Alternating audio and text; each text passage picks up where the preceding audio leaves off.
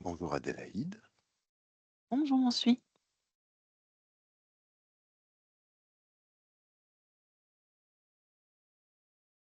Bien, je vois qu'on a déjà 5 participants.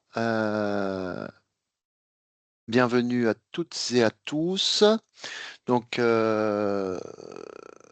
Sébastien Blaise, donc notre chef de service au développement territorial à la Maison de la Région d'Épinal, vous prie de bien vouloir l'excuser puisque, étant retenu sur d'autres réunions sur la commune d'Aglo de Saint-Dié ce matin, il ne peut pas être, pardon, avec nous ce matin.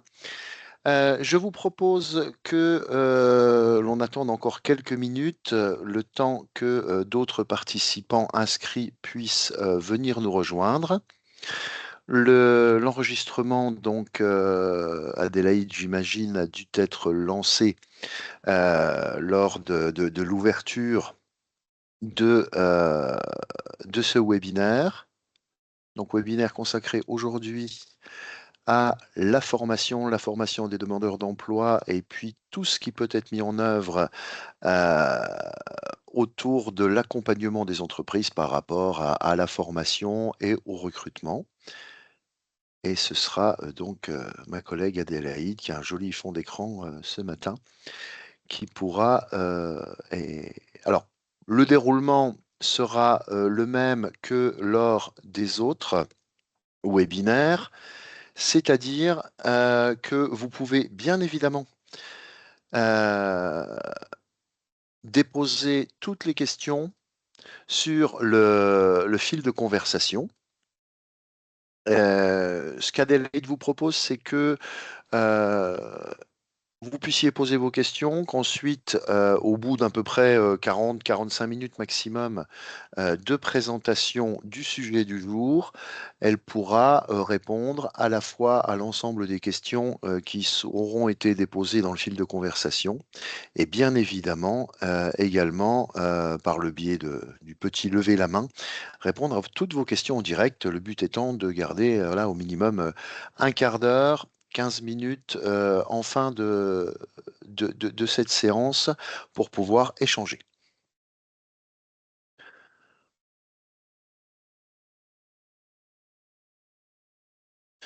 Merci, m'en suis.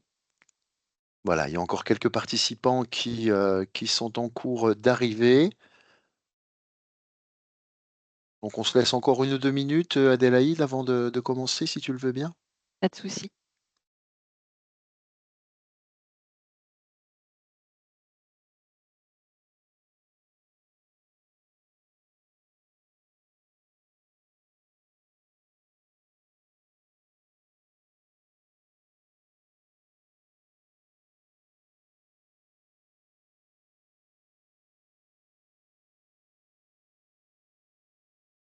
En gros, on attend encore Delphine Grévis si elle se joindra à nous.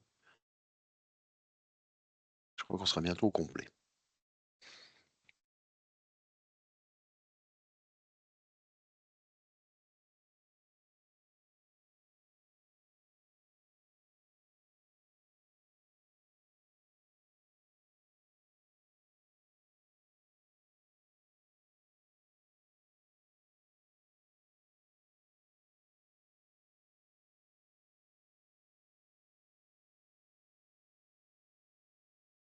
Bien, mais écoutez, je vous propose de commencer et je laisse donc la parole à ma collègue Adélaïde Berthaud qui va pouvoir à la fois se présenter pour ceux qui ne la connaissent pas, je pense que tout le monde doit la connaître, et puis donc de prendre la main pour le partage d'écran.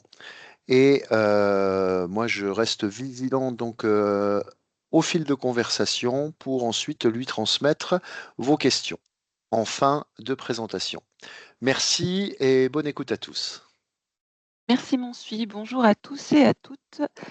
Je me présente, je suis Adélaïde Barthaud, je suis développeuse de compétences au sein de la Maison de Région d'Épinal, donc au sein du service développement territorial. Je travaille sur le pôle formation avec plusieurs collègues. Donc j'ai 2 collègues qui sont déléguées territoriales et une collègue qui est chargée de mission orientation. Nous travaillons pour développer l'offre de formation à destination des demandeurs d'emploi et je suis particulièrement aujourd'hui avec vous pour vous expliquer le dispositif d'accompagnement auprès des entreprises sur le volet formation. Comment notre service accompagne les entreprises par rapport à ce point-là. Je vais vous partager un PowerPoint. Alors,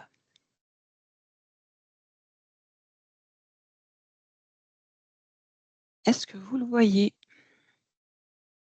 Oui, très bien, Adélaïde, peut-être le mettre en... Voilà, superbe. Parfait. N'hésitez pas à poser toutes les questions que vous souhaitez, j'y répondrai avec plaisir. Bien. Alors, ça, ce serait une petite vidéo que je vais vous passer en termes d'introduction.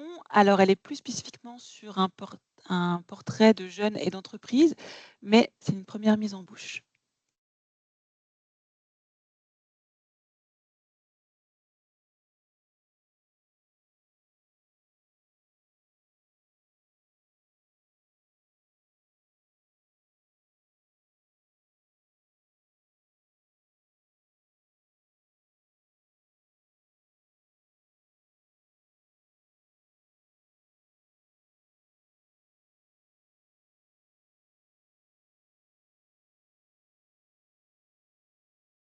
On n'a pas le son.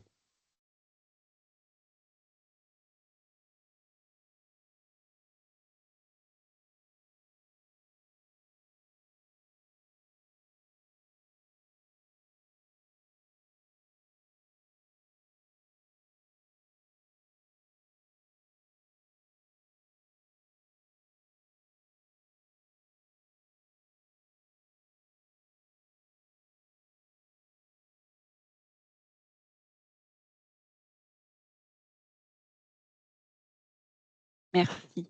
Alors très concrètement, pourquoi je vous ai mis cette petite vidéo? En fait, c'est pour vous rappeler, que la région travaille à partir d'un plan régional de développement de la formation et de l'orientation professionnelle. C'est notre schéma directif. C'est un contrat de plan qui est adopté pour 5 ans et il est signé entre la région, l'État et les partenaires sociaux. Il va couvrir les champs de l'orientation, de l'information des métiers, de la formation initiale et de la formation continue des demandeurs d'emploi.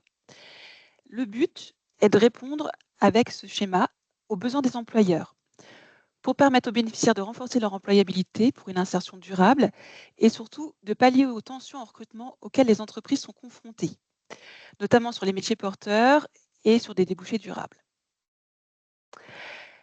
Ce plan régional, il se décline en 5 grandes orientations que je vous ai remises en dessous. Si vous regardez l'orientation 2 et 3, rapprocher le monde économique et le monde de l'emploi-formation pour mieux répondre aux besoins de l'économie régionale et préparer l'avenir en misant sur les filières stratégiques pour le Grand Est et accompagner les transitions, on inclut l'entreprise au cœur du besoin, dès la base, pour créer avec elle une réponse adaptée.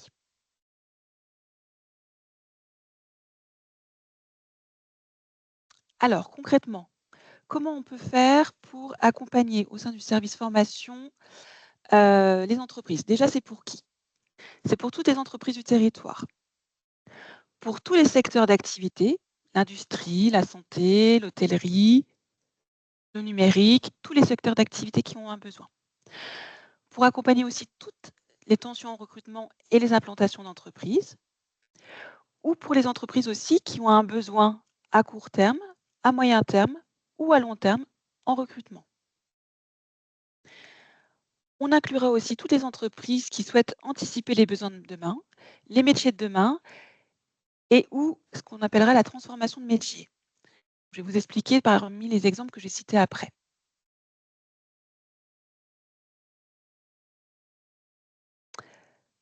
Comment ça se passe?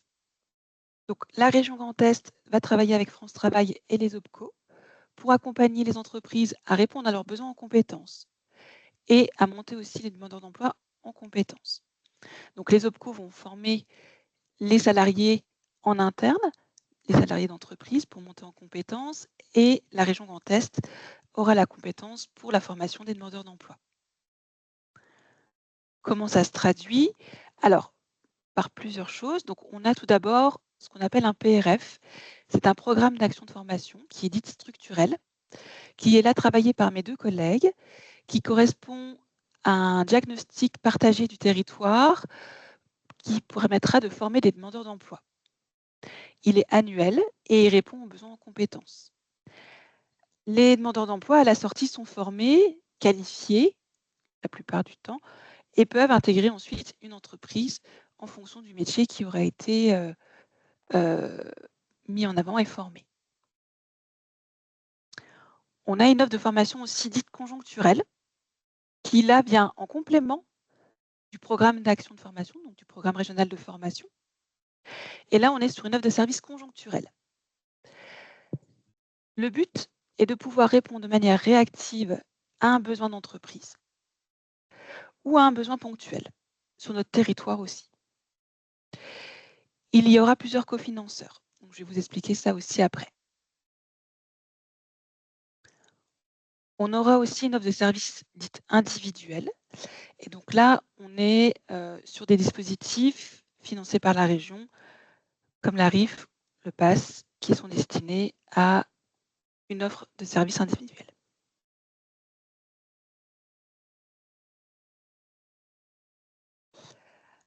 Alors, comment ça se passe? Lorsqu'une entreprise a un besoin, on va d'abord faire un diagnostic, une identification des besoins, qui passera ensuite. Alors, on va inclure l'entreprise, prendre en compte l'entreprise dès la base. C'est ce qui est la force du travail et c'est ce qui permet les résultats. Donc, on va diagnostiquer le besoin, on va l'identifier. Ensuite, par rapport à ça, on va mobiliser différentes cellules techniques et différents partenaires, puisque notre force est de co-construire ensemble et de travailler ensemble par rapport aux besoins du territoire. En fonction du besoin de l'entreprise, on va établir une cartographie des compétences, des besoins, et on mobilisera aussi une ingénierie de formation et une ingénierie financière. L'ingénierie de formation sera en lien avec un organisme de formation qu'aura choisi l'entreprise ou les entreprises qui sont inclus dans le projet. À la fin, on aura un appareil formatif et on mobilisera un des dispositifs de la région pour pouvoir l'accompagner. Soit un FIF, soit une action sur mesure, soit un appel à projet. Juste une petite question complémentaire, Adélaïde. Tu peux nous expliquer l'acronyme FIF? Oui, je vais vous l'expliquer après. Et voilà. Le FIF, c'est le Fonds d'intervention pour la formation et l'emploi.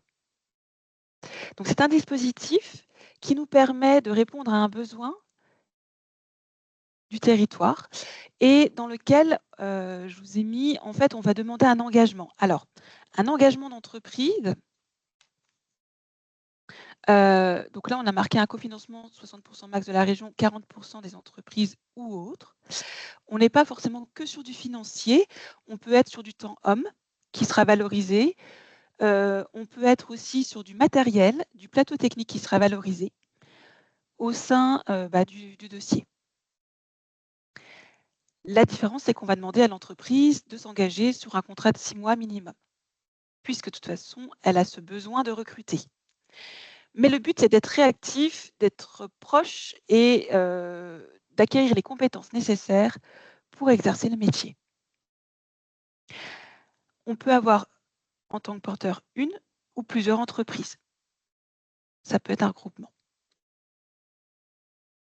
Ensuite, on a le dispositif d'action sur mesure, où là, on aura aussi l'intégration de l'entreprise dès la base, mais pour répondre plus facilement à une réponse innovante, une réponse expérimentale, le besoin d'entreprise apprenante. Alors, qu'est-ce qu'une entreprise apprenante?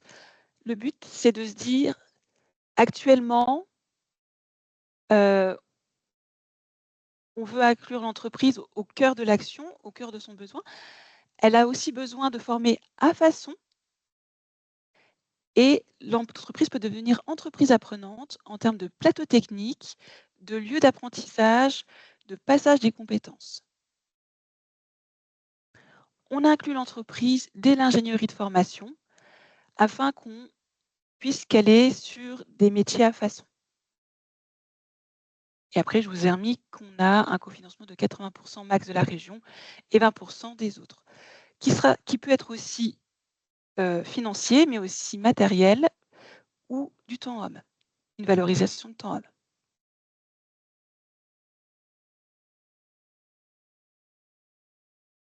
Je vous ai mis quelques exemples pour que ça soit beaucoup plus parlant. Une de mes collègues a créé une action à façon sur la scierie. Donc, on avait une entreprise de la Déodacie qui avait besoin de recruter 7 personnes au métier de scieur de tête et d'empileur. Le constat, c'est que sur ce domaine de la scierie, l'offre de formation, donc le programme régional de formation, n'avait pas beaucoup de candidats. On était sur une attractivité des métiers en baisse, avec des représentations. Cependant, il y avait des besoins de main-d'œuvre et un accroissement de besoins. Donc, le but, on a analysé les besoins. Il y avait la nécessité de se former autrement, de sensibiliser aussi les entreprises, d'aller vers de nouvelles modalités de formation et de promouvoir les métiers. Ce qui a donné une transformation de l'offre de formation afin d'être plus agile, plus réactif, plus rapide et de manière, alors là, la réponse a été de manière modularisée, individualisée, donc de la formation à façon. Modularisée, ça veut dire qu'on ne fait pas forcément tout le temps un titre complet, un CAP complet ou un autre, mais qu'on peut aussi intervenir en bloc de compétences parce que c'est ce que l'entreprise a besoin.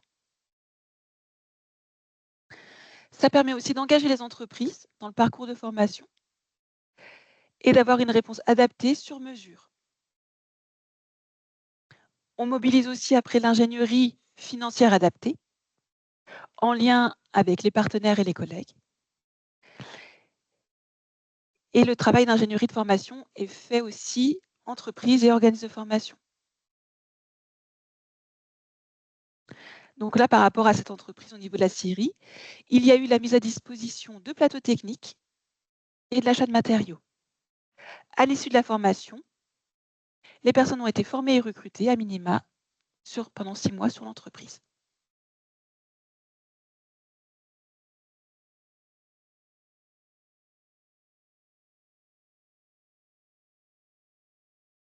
Je vais vous donner un autre exemple de formation à façon, c'est l'exemple du textile. Le textile est inclus sur notre territoire depuis plusieurs années, mais connaît des hausses et des baisses. Là, il y a eu plusieurs constats. Il y avait un besoin de main-d'œuvre, mais l'appareil de formation est inexistant sur le territoire ou éloigné. Les demandeurs d'emploi sont peu mobiles et donc ne seraient pas allés aussi loin en formation. Pour les entreprises du textile, il y avait plusieurs enjeux. Les départs en retraite, le fait de garder un savoir-faire sur le territoire et d'anticiper leur GPEC, les besoins de demain. Il y a eu donc des cellules techniques mises en place avec un travail de cartographie en besoin de compétences, donc de manière précise sur les besoins attendus des entreprises, une ingénierie financière et une ingénierie de formation mises en lien, ce qui a donné un appareil de formation à façon. Donc, les entreprises se sont impliquées dès le sourcing. Elles se sont impliquées aussi dans les plateaux techniques, mise à disposition de machines, acquisition des gestes professionnels. On a travaillé sur la notion d'entreprise apprenante. Donc là, en fait, on a des tuteurs au sein des entreprises qui sont dédiés à la formation et qui vont accompagner un geste technique ou un stagiaire durant tout son parcours. Les parcours ont été individualisés pour permettre un apprentissage progressif et on a eu des blocs de compétences, passage de blocs de compétences afin de qualifier les demandeurs d'emploi et permettre aux entreprises d'avoir les compétences nécessaires pour garder la compétitivité justement de leur structure sur le territoire.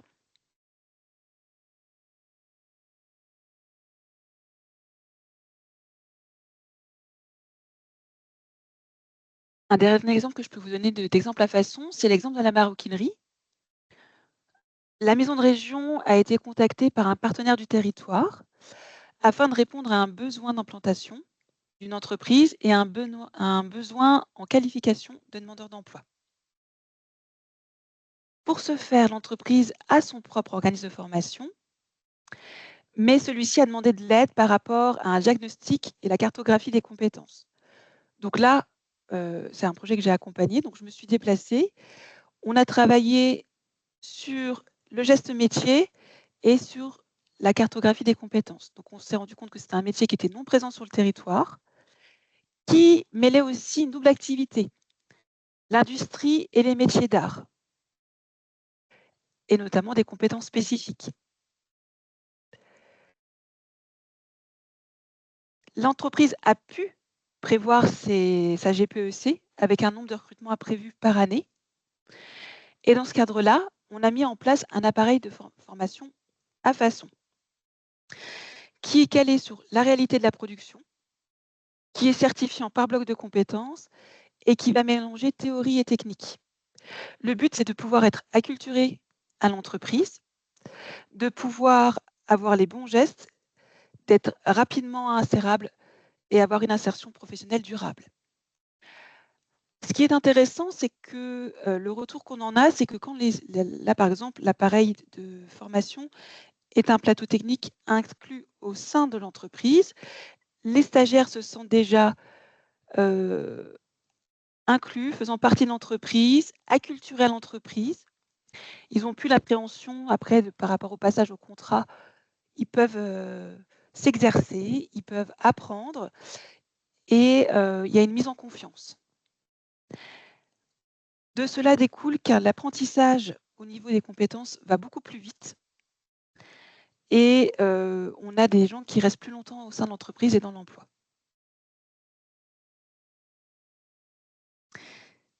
Ce qui est intéressant.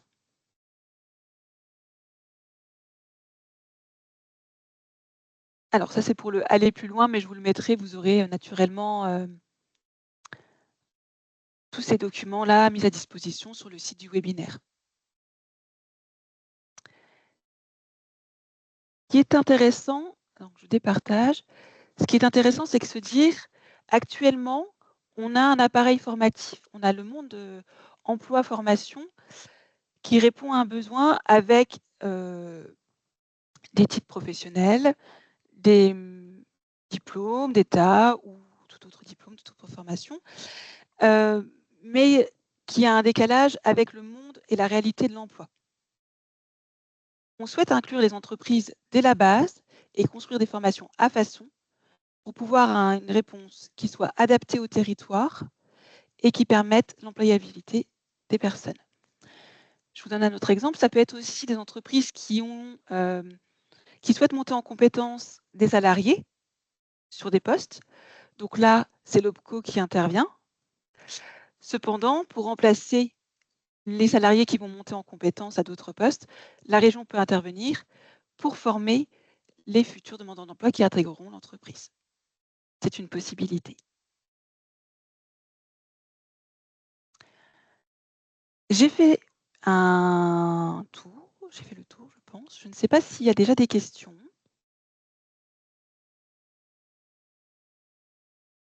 Ou des choses que vous avez besoin que je réexplique. À ce moment-là, Adélaïde, dans le fil de conversation, pas de questions particulières. Maintenant, je te propose qu'on puisse laisser eh bien, la parole à l'ensemble des participants s'ils ont besoin de compléments d'information ou s'il y a, à défaut, un sujet sur lequel tu veux revenir de façon plus précise.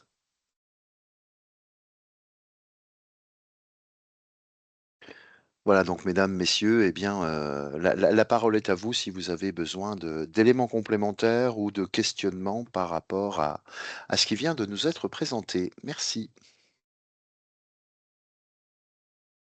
Pour préciser, ça inclut toutes les entreprises du territoire, peu importe leur taille.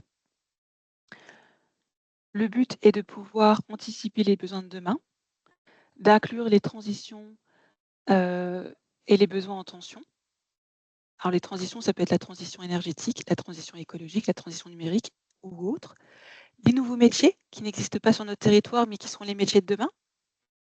Les métiers qui évoluent aussi, la transformation des métiers, Actuellement, on voit souvent des doubles compétences. Un couvreur qui a des compétences en électricité pour pouvoir poser du photovoltaïque. Hem, un maçon qui a besoin aussi d'une double compétence ou autre. Les métiers de la maroquinerie qui, là, par exemple, sont des métiers industriels, mais à la base des métiers d'art, donc qui incluent des compétences industrielles et métiers d'art, ou pour répondre à un besoin en recrutement, ou une gestion de la GPEC ou des départs en retraite aussi.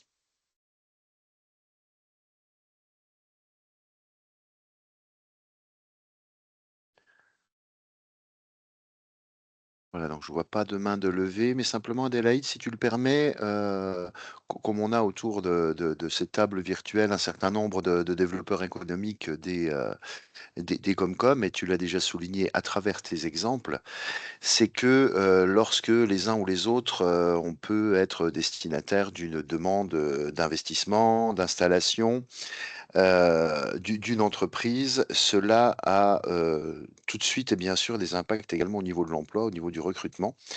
Et les exemples qui ont été montrés, eh bien, c'est bien souvent une intervention d'Adélaïde et du reste de l'équipe autour du projet d'une entreprise qui a en premier lieu un projet d'investissement, mais notre rôle est de pouvoir déterminer auprès d'elle euh, quelles sont les possibilités d'accompagnement pour pouvoir trouver le personnel nécessaire et suffisamment formé pour pouvoir mettre en œuvre son investissement. Donc c'est vraiment un travail complet de mise en œuvre. Donc c'est aussi quelque part un appel, hein, dès l'instant où vous avez un sujet important d'installation, d'investissement au sein de vos Comcom ou de vos structures, de pouvoir au plus tôt nous en faire part, puisque ce sont aussi quelque part un temps long de formation qui peut permettre d'apporter cette aide et cet accompagnement aux entreprises. Ça permet aussi à l'entreprise, pour rebondir sur ce que dit mon suit, de recruter. Donc, c'est-à-dire que dès la base, elle sera dans la pédagogie et l'ingénierie avec nous. Donc, elle saura les modules qui sont mis en place, puisqu'on aura décidé ensemble. Elle va pouvoir recruter les stagiaires, les former et ensuite les intégrer dans son entreprise. Donc, elle est actrice tout au long du parcours et ça lui permet de gérer aussi, d'acculturer et de stabiliser vraiment son recrutement et son développement.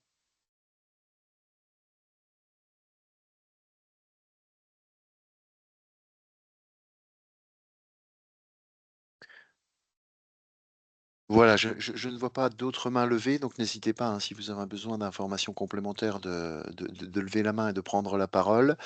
Je vous ai marqué, hein, dans le fil de discussion que, et comme l'a rappelé Adélaïde tout à l'heure, c'est que l'enregistrement de cette séance ainsi que le PowerPoint qui vient d'être partagé reste disponible sur le lien de nos webinaires, hein, dont vous recevez les invitations de façon régulière.